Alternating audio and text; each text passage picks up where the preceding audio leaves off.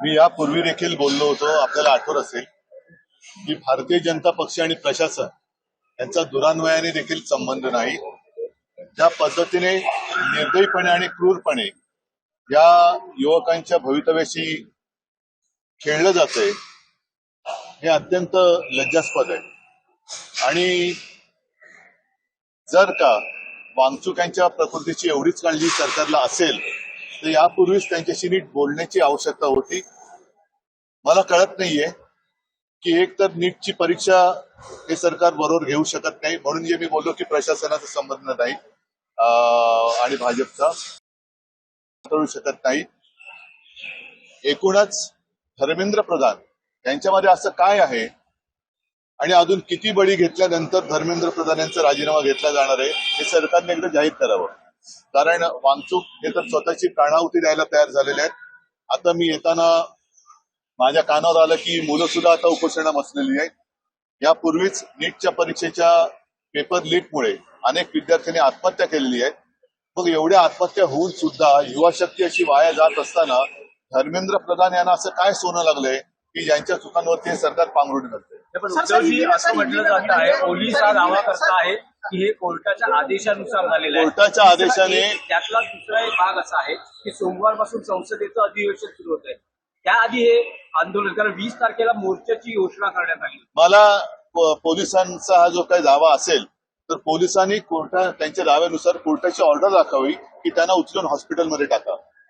कोर्टाने त्यांच्या प्रकृतीबद्दल चिंता व्यक्त केलेली आहे. यापूर्वी देखील अनेक उपोषणं झालेली आहेत. अगदी आपल्या स्वातंत्र्यापूर्वी सुद्धा महात्मा गांधींनी उपोषण केले, नंतर सुद्धा केले. चर्चा केल्यानंतर उपोषण सोडलं जातं. अण्णा हजारेंच्या बाबतीत सुद्धा काँग्रेसचं सरकार असताना चर्चा करून उपोषण सोडलं गेलं. सरकारने अजूनही वेळ गेलेली नाही. नीट त्यांच्याबरोबर चर्चा करावी आणि उपोषण सोडवावं. प्रकृतीची काळजी घ्या. जो मोर्चा निघणार होता मला वाटतं तो निघाला पाहिजे. आणि नुसतं म्हणून म्हणतं ना की सरकार चालवणं म्हणजे काय चालवणं, की आपलं म्हणणं रेटून नेणं म्हणजे सरकार चालवणं नाही. परत एकदा सांगतो की भारतीय जनता पक्ष आणि प्रशासन यांचा दुरान्वयाने देखील संबंध नाही. एक तर जनतेच्या प्राणाची, युवकांच्या प्राणाची यांना किंमत नाहीये. आपलं म्हणणं तेच खरं, याला हुकुमशाही म्हणतात.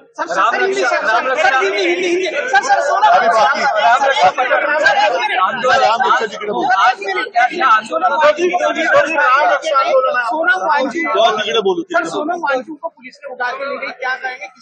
बहुत ही निंदनीय ऐसी कृति सरकार ने की है. और जैसे मैंने अभी अभी कहा कि भारतीय जनता पार्टी और प्रशासन का संबंध रहा नहीं है. ना ही इन लोगों को जनता का ख्याल है और ना ही इन लोगों को प्रशासन करना आता है. जो भी युवा वहां बैठे हैं, क्यों बैठे हैं? वांगचुक जी वहां जो बैठे थे अनशन के लिए, क्यों बैठे थे? इसलिए बैठे थे कि नीट का पेपर, नीट की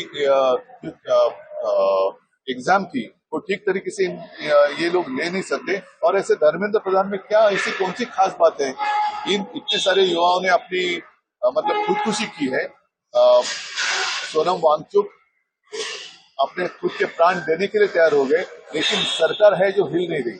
और कोर्ट के आदेश के अनुसार अगर ये कार्रवाई की है तो मुझे नहीं लगता कि कोर्ट का आदेश ऐसा था कि उनको उठा के लेके जाए. आज भी, इसके पहले भी अनशन, बहुत सारे अनशन हुए हैं. महात्मा गांधी जी भी अनशन करते थे, अन्ना हजारे ने भी अनशन किया था और उस वक्त तो कांग्रेस की सरकार थी. अभी भी समय नहीं गया है.